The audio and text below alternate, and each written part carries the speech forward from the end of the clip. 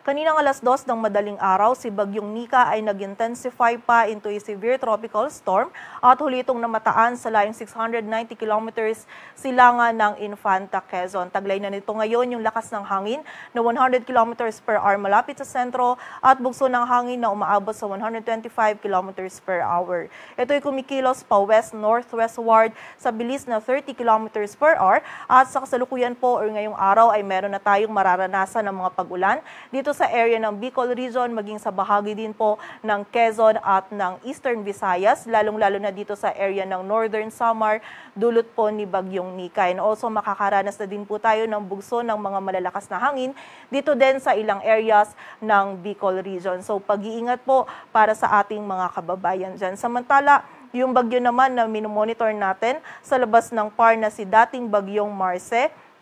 ay huling namataan sa layong 770 kilometers west ng Lawag City, Ilocos Norte. At wala na po itong direct effect sa anumang bahagi ng ating bansa. Samantala, yung isa pa namang low pressure area na minomonitor natin sa labas ng ating area of responsibility ay huling namataan sa layong 2,365 kilometers silangan ng northeastern Mindanao. Mataas po yung tsansa nito na maging bagyo within the next 24 hours at posible po itong pumasok sa loob ng ating area of responsibility by Tuesday early morning. And nakikita po natin na tatahakin po nito or patungo po ito dito din sa area ng Cagayan Valley. Ngunit mataas pa po yung uncertainty natin dito sa LPA na ito. So continuous monitoring tayo and patuloy na magantabay sa updates na ipapalabas ng PAG-ASA. At para nga po dito sa latest forecast track analysis ni Bagyong Nika, generally si Bagyong Nika ay kikilos west-northwestward throughout po yan ng ating forecast period. At ngayong araw ay patuloy nga po ito mag-intensify pa into a typhoon category and magla-landfall po ito bukas naman ng hapon o gabi dito sa Isabela or Aurora area. And then by tomorrow afternoon po or bukas ng hapon onwards, tatahakin na po nito ang area or kalupaan ng Northern Central Luzon area hanggang Tuesday po yan ng early morning.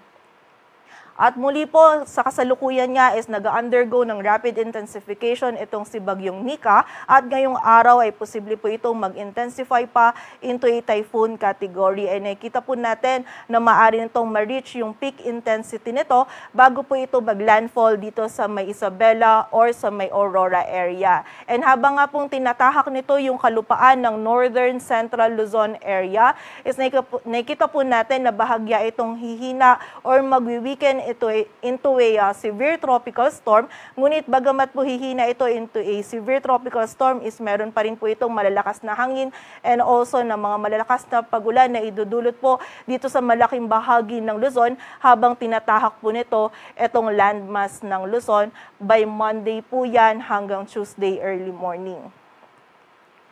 And muli po, bibigyan din lang po natin na hindi lang po yung landfall point natin or yung area kung saan magla-landfall yung maaapektuhan po ni Bagyong Nika. So ina-expect po natin dahil nga yung si Bagyong Nika ay malaki po yung cloudiness po na dulot na dala ng bagyo, is ina-expect po natin ngayong araw pa lang meron tayong mararanasan na bugso ng mga malalakas na hangin and also ng mga pag-ulan dito sa may silangan ng Southern Luzon and also dito din po sa area ng Eastern Visayas. And habang papalapit nga po si Bagyong Nika, by tomorrow po ng Lunes hanggang kung saan ito naman po ay magla-landfall dito sa Isabela or Aurora area and then tatahakin ito or tatawid ito dito sa landmass and lalabas po ito ng landmass naman by Tuesday early morning and expect po natin ito pong Monday hanggang bukas po ng early morning, Monday po or mula po bukas hanggang Tuesday po ng early morning, ito po yung makakaranas po tayo ng mga malalakas na hangin or dito po natin mararanasan yung peak ng mga malalakas na hangin and also yung mga malalakas po na pag-ulan na dulot ni Bagyong Nika. Dito po yan sa malaking area ng Northern Luzon at Central Luzon. And also, hindi rin po natin inaalis yung possibility na habang tinatahak po ni Bagyong Nika etong area ng Northern Central Luzon, is posible din pong mahagip ng mga outer rain bands nito or nung trough nito or na mga kaulapan po nito itong area ng Metro Manila and yung nearby areas po nito kung saan possible po na habang tinatahak po nito ni Bagyong Nika yung kalupaan, bukas ng afternoon hanggang Tuesday early morning is makaranas din po tayo ng maulap na kalangitan and mataas po ng tsansa ng mga pag-ulan dito sa Metro Manila and sa nearby areas po nito. So continuous monitoring po tayo and patuloy po na magantabay sa updates na ipapalabas po ng Pag-asa. At sa kasalukuyan nga po, meron tayong nakataas na wind signal number 2 sa southeastern portion ng Isabela maging sa northern portion ng Aurora. Samantala, wind signal number 1 naman po sa southern portion ng Cagayan, rest of Isabela, Quirino, Nueva Vizcaya, southeastern portion ng Kalinga, sa eastern portion ng Mountain Province, Ifugao sa eastern portion ng Pangasinan, rest of Aurora, Nueva Ecija, sa northeastern portion ng Pampanga, sa northern and eastern portions ng Bulacan, sa eastern portion ng Quezon, kasama na po dyan yung Polillo Islands, Camarines Norte, Camarines Sur, sa Catanduanes, maging sa northeastern portion po ng Albay, kung saan yung mga areas na nabanggit po natin is makakaranas po ng mga malalakas na hangin na dulot ni Bagyong Nika. So muli po ngayong araw pa lang, meron ng mararanasan na bugso ng mga malalakas na hangin dito po sa silangan ng Southern Luzon. And nakita nga po natin ang highest wind signal na maaari po nating itaas during ng paglagi ni Bagyong Nika sa loob ng PAR is wind signal number 4. Kung saan yung mga areas po na ito, habang mas papalapit po si Bagyong Nika is mas tataas pa po yung wind signals nitong mga areas po na ito and also mas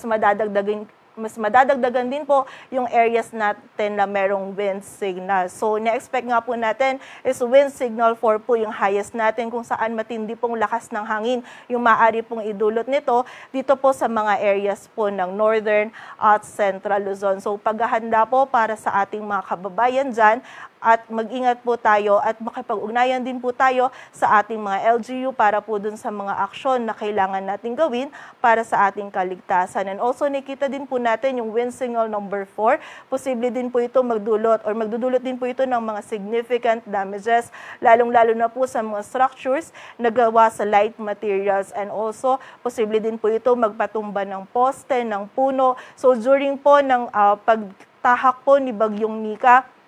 dito sa kalupaan ng Northern at Central Luzon, ay magkaroon din po tayo ng pagkawala ng kuryente or tubig. So muli po, paghahanda po para sa ating mga kababayan dito po sa mga areas na nabanggit natin. Samantala, bukod po dito sa mga areas under wind signal, is meron din po tayong mararanasan ng bugso ng mga malalakas na hangin ngayong araw dito sa Batanes, Babuyan Islands, Northern Cagayan at sa bahagi din po ng Ilocos Norte. At para naman po sa mga pag-ulan, ngayong araw meron tayong moderate to heavy na mga mararanasan ng mga pag-ulan sa Camarines Norte, Camarines Sur at sa bahagi din ng Catanduanes. Samantala, bukas naman kung saan naging mas malapit and naglandfall and also by afternoon is tatahakin na ni Bagyong Nika itong area ng Northern at Central Luzon is mas marami na po yung mga paulan or mas nadala po nito dito sa area ng Northern and Central Luzon, kung saan meron po tayong intense to torrential dito sa bahagi ng Cagayan, Isabela at Aurora, samantala heavy to intense naman po sa Apayao, Abra, Kalinga, Mountain Province, Ifugao, Nueva Vizcaya at Quirino, and meron din po tayong mga moderate to heavy na mga pag-ulan sa Ilocos Norte, Ilocos Sur, Benguet, Nueva Ecija, sa Quezon kasama na yung Polillo Islands, Camarines Norte, Camarines Sur at sa area din ng Catanduanes.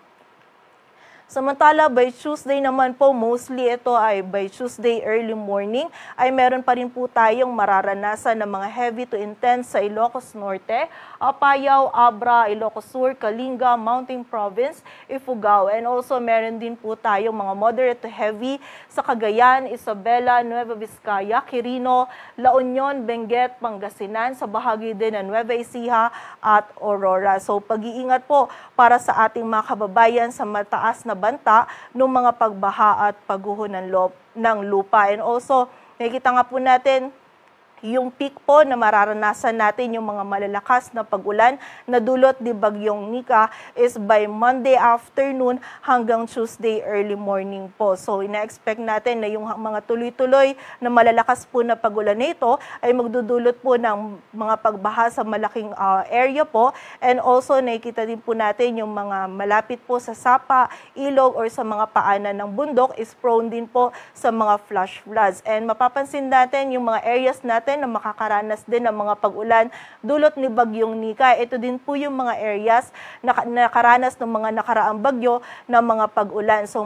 mostly po hindi pa ganun nakaka-recover yung mga areas na ito at posibleng saturated pa po yung lupa nila. So pag-iingat pa rin po sa banta ng mga pagguho ng lupa. And also makipag-ugnayan po tayo dun sa ating mga LGU para mas ma-assess po natin yung ating mga lugar at magkaroon po tayo ng aksyon para po sa ating mga kaligtasan. Samantala, meron din po tayong minimal to moderate risk ng storm surge in the next 48 hours dito naman po sa Ilocos Norte, Ilocos Sur, La Union, Pangasinan, Cagayan, kasama na po dyan yung Babuyan Islands, maging sa bahagi din ng Isabela, Zambales, Aurora, Quezon, kasama na yung Polillo Islands, Camarines Norte, Camarines Sur, Albay at Catanduanes, kung saan pag-iingat po, paghahanda at maging alerto po para sa mga kababayan natin dyan sa areas na nabanggit po natin na yan. And muli po, makipag-ugnayan din po tayo sa ating mga LGU para po sa ating mga posibleng paglikas.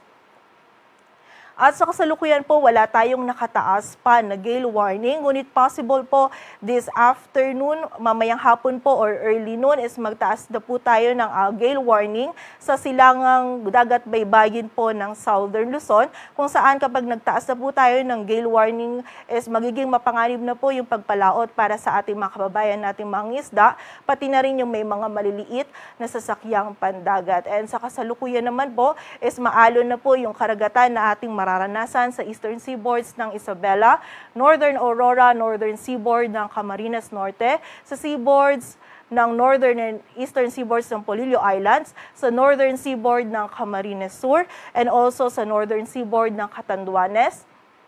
Talalabing bahagi pa ng Aurora sa eastern seaboards ng Babuyan Islands, mainland Cagayan at sa northern Quezon at maging sa bahagi din po ng Catanduanes.